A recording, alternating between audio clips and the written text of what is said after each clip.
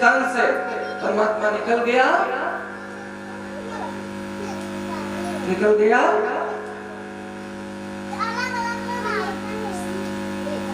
कौन कौन परमात्मा तक जाना चाहता है, परमात्मा तक पहुंचना चाहता है? आप सभी लोग परमात्मा तक पहुंचना चाहते हैं, लेकिन परमात्मा तक पहुंचने के लिए बहुत संघर्ष करना पड़ता है। कहां से परमात्मा तक पहुंचेंगे? बड़ा कठिन है परमात्मा तक पहुंचना। कैसे पहुंचेंगे परमात्मा तक? परमात्मा से पहुंचने के लिए आपके अंदर भाव था, भक्ति उत्पन्न हुई, भक्ति उत्पन्न हुआ आपके अंदर। काम क्रोध मद लोभ आपके अंदर से हट गया। इतना कोई हटा पाता है? कोई काम को हटा सकता है? नहीं। क्रोध को नहीं, मद को नहीं, लोभ को नहीं। कैसे परमात्मा को पाओगे? हम उतना ही कहते हैं जितना मनुष्य कर सकता है। तो मनुष्य क्या करे? भगवान का नाम ये तो ले सकता है। भगवान नाम संकीर्तन करिए, केवल कीर्तन। भगवान का नाम लीजिए। भक्ति कहती है, देखिए भक्ति का भाव आया है। भक्ति क्या कहती है? श्री कृष्ण गोविंद हरे मुरारे नाखे नामा मुहुर्वदन।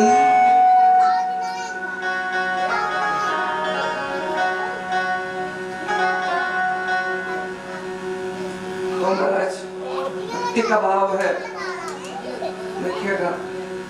भक्ति महारानी कौन है? भक्ति कौन है? भक्ति विष्णु भगवान की पटरानी है। किसकी? हमारे ठाकुर जी की पटरानी।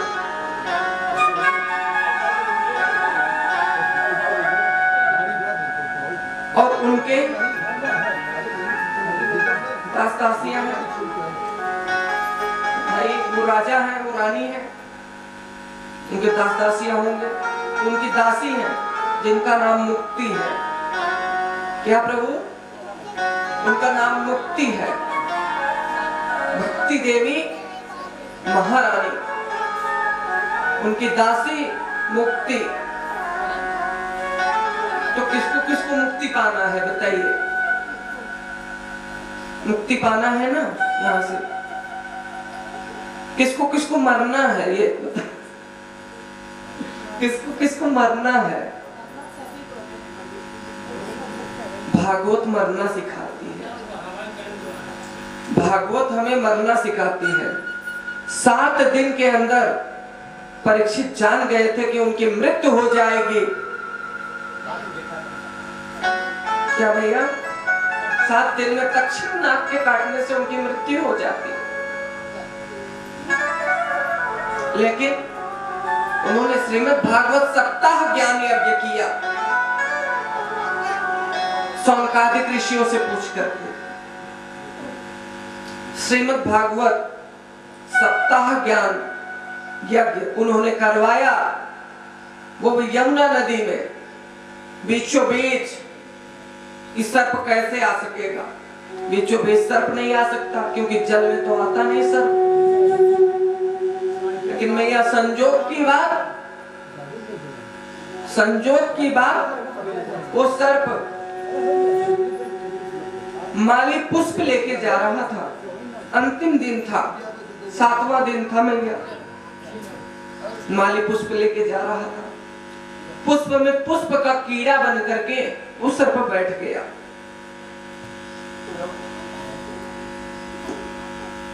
और बैठने के बाद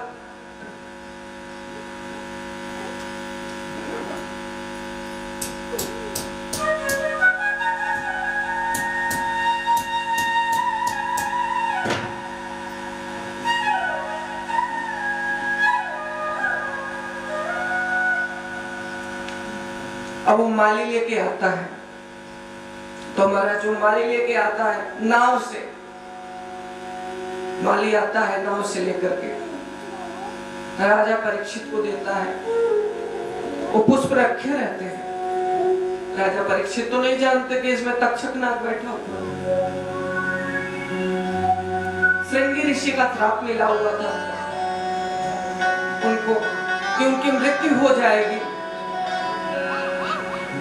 श्रृंगी ऋषि के पिता शमीक ऋषि हैं। उन्होंने कहा ऐसा श्राप देने की जरूरत क्या थी? इतने महान राजा, उनको इतना कठोर दंड देने की क्या जरूरत थी? उन्होंने कोई घोर पाप नहीं किया था, और जो पाप किया था अनजाने में किया था। तो मैं ये पाप कौन किया था? उन्होंने ये किया था। उन्होंने जो मुकुट पहना हुआ था उसमें पाप का भार था, क्योंकि कलयुग 4 जगह रहता है। कलयुग कहाँ रहता है? 4 जगह। जहाँ हिंसा होती है वहाँ कलयुग रहता है।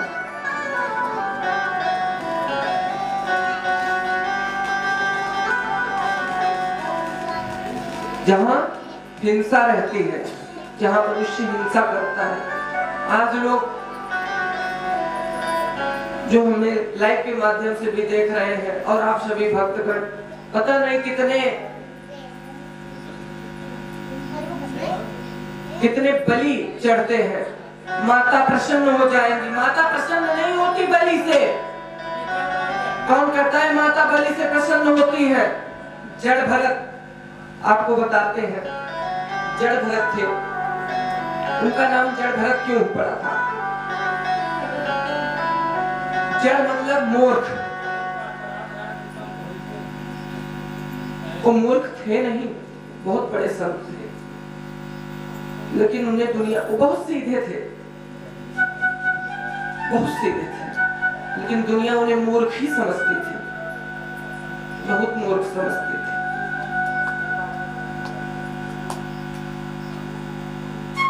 एक दिन संजोग से कपिल मुनि के शिष्य कपिल मुनि से मिलने जा रहे थे, और संजोगवश उनकी पालकी जो थी, राजा रघुगढ़ जो मिलने जा रहे थे कपिल मुनि से, और महाराज राजा रघुगढ़ जब मिलने जा रहे थे,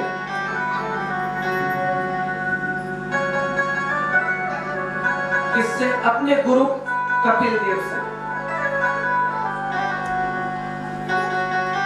तो महाराज रास्ते में संयोग बस उनकी पालकी का, उनकी जो पालकी थी उसमें एक आदमी था, उसको दिक्कत हो गई उसके पैर में। उसने कहा महाराज अब हम आपकी पालकी उठा नहीं पाएंगे। उन्होंने कहा ठीक है जाओ। तब महाराज सामने उन्होंने कहा कोई हो तो उसको बुलाओ, पालकी उठाए, जो कहेगा उसको हम देंगे। तो महाराज सामने जड़ भरत बैठे हुए थे। जो प्रेम से कहता उसका कार्य कर देते थे, जो कुछ कोई बोलता कर देते थे, कभी भी कुछ नहीं बोलते थे। जो कुछ दिया लिया या कोई किसी से कुछ नहीं, मतलब कोई उन्हें गाली दे रहा है, फक्कर दे रहा है, कुछ कह रहा है, किसी से कोई मतलब नहीं। वो इतने बड़े संत थे कि वो जब चलते थे तो सोचते थे कि मुझसे कोई जीव जंतु अगर मर गया तो कैसे मैं रहूंगा। जब उनसे मर जाता था तो रोने लगते थे, और जब वही बच जाता था तो हंसने लगते थे। चलते वक्त ऐसे सब थे। तो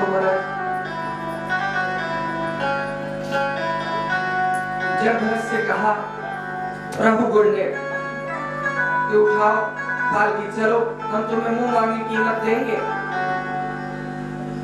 उन्होंने कहा मुझे रुपया नहीं चाहिए तुम्हारा, अपना रुपया अपने पास रखो। किसके पास जा रहे हो? अपने गुरु के पास। अपने गुरु के पास जा रहे हो, अपने गुरु के पास जाते हो तो विनम्र होके जाना चाहिए। रथ पे चढ़ करके, पालकी में सज करके, सैनिकों के साथ ऐसे गुरु के पास जाया जाता है? नहीं। गुरु के पास विनम्र हो करके, सर झुका करके, नंगे पांव जाया जाता है। तुम्हारा सब नष्ट हो जाएगा जिस कार्य से जा रहे हो। इतना ही कहते ही वो ज्ञान हो गया। उन्होंने कहा, आप साक्षात हमारे गुरु कपिल देव के भगवान के रूप में आप साक्षात आकर के मुझे दर्शन दिए हैं। मैं तो वहां आपका बाद में दर्शन करूंगा, गुरु जी मुझे पहले से ही बता दिए। राजा रघुगण अपने रथ से उतर गए, रथ से उतर गए, नंगे पांव गुरु के पास चल दिए। कपिल देव भगवान का दर्शन किया और उनका दर्शन हुआ। तो महाराज अब दूसरे जन्म में जड़ भरत, वो भरत नाम से,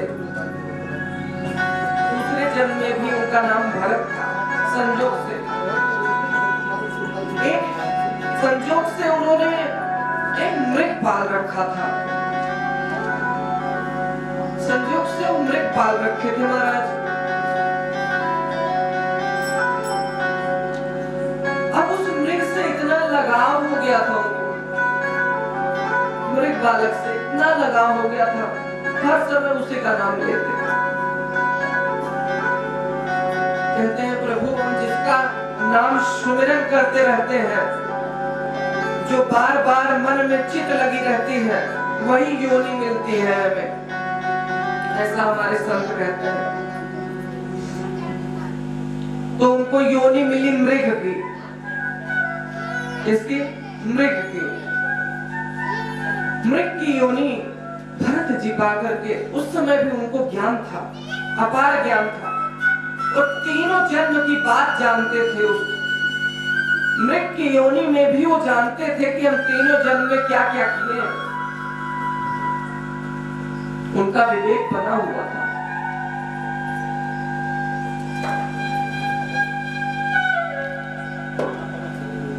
उन्होंने परमात्मा का नाम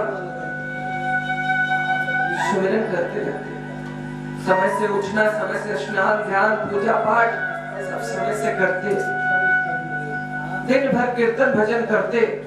समय बीतता गया, मृग की योनि छूट गई। फिर उनका 3 जन्म पूरा हुआ।